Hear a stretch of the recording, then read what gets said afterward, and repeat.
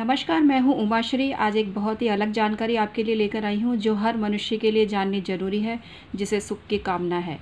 हम कितनी रोटी खाते हैं, हमें कितनी रोटी खानी चाहिए, ये बहुत ही विचारणीय प्रश्न है, लेकिन इसके बारे में कोई नहीं सोचता है। तो चलिए, मैं बैठी हूँ ना आपको बताने के लिए ऐसी बातें जो आपके लिए बहुत ही शुभ होती हैं और जिनको अपनाकर आप जीवन में वो सब कुछ प्राप्त कर सकते हैं जिसकी आपको तमन्ना है।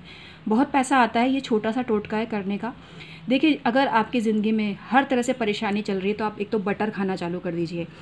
बटर में नमक वाला हल्का सा बटर होना चाहिए, लेकिन हेल्थ इश्यूज़ है तो अवॉइड करें। लेकिन नॉर्मल स्थिति है तो बटर खाना चालू कर दीजिए और खाने के तुरंत बाद एक गुड़ का टुकड़ा खाना चालू कर दीजिए। बहुत ही फ़ायदा होगा। अभी सर्दियों का सीज़न आने वाला है तो गुड़ वैसे भी फ़ायदा करता है और ये आपकी किस्मत को चमकाकर हर बाधाओं को भी दूर करता है। चलिए बात करते हैं कितनी रोटी खानी चाहिए। आपको रोटी खानी चाहिए अपने मूलांक के हिसाब से। अगर आपका मूलांक 1 है तो अब आप कहेंगे क्या एक ही रोटी खाएं? नहीं, एक ही रोटी नहीं खानी आपको टोटल संख्या में, अगर आप मान लीजिए 4 रोटी खाते हैं तो रोटी के इस तरह से टुकड़े कर लीजिए कि टोटल 10 बन जाए और उसका टोटल 1 आ जाए। इस तरह से आपको खानी है। इसके अलावा जिनका 5 है और वो 4 ही रोटी खाते हैं तो वो एक रोटी के टुकड़े कर लें और उसकी संख्या 5 कर लें। ऐसा करने से आपके जीवन में खुशहाली आएगी, आपकी किस्मत तुरंत चमकेगी। अब एक और बात बताती हूँ, कई लोग क्या करते हैं 3 रोटियाँ खाते हैं, तो 3 रोटी कभी भी एक साथ लेके नहीं खानी चाहिए। ये एक रोटी है, ये दूसरी रोटी है और ये जो तीसरी रोटी है ये 2 टुकड़ों में की गई है, तो ये 3 ना होके 4 हो गई। अब इसके टुकड़े 2 और कर दिए जाएं तो ये 6 मानी जाएगी। तो इस तरह से खानी चाहिए। ये शुभता को बढ़ाने वाली स्थिति मैंने आपको बताई। तो कभी भी 3 रोटी नहीं खानी चाहिए, कभी भी 7 रोटी या 11 रोटी नहीं खानी चाहिए।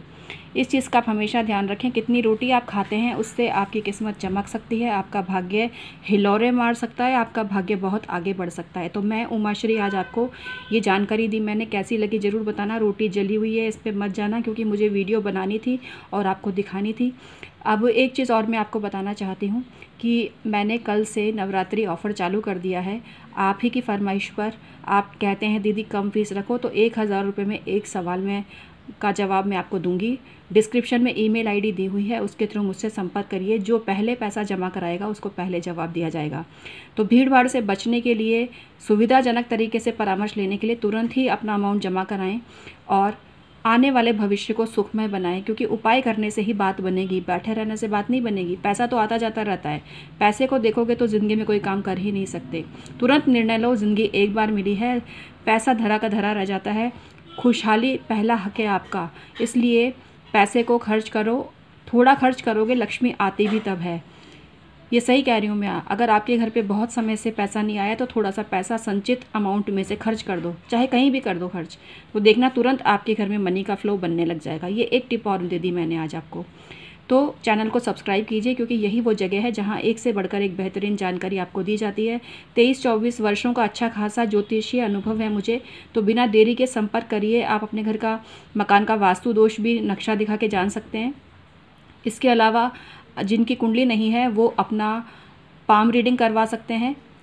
तो अलग अलग हमारे पास विधाएँ हैं, तो बिना देरी किए आप संपर्क करिए। आज का वीडियो कैसा लगा आपको ज़रूर बताइएगा।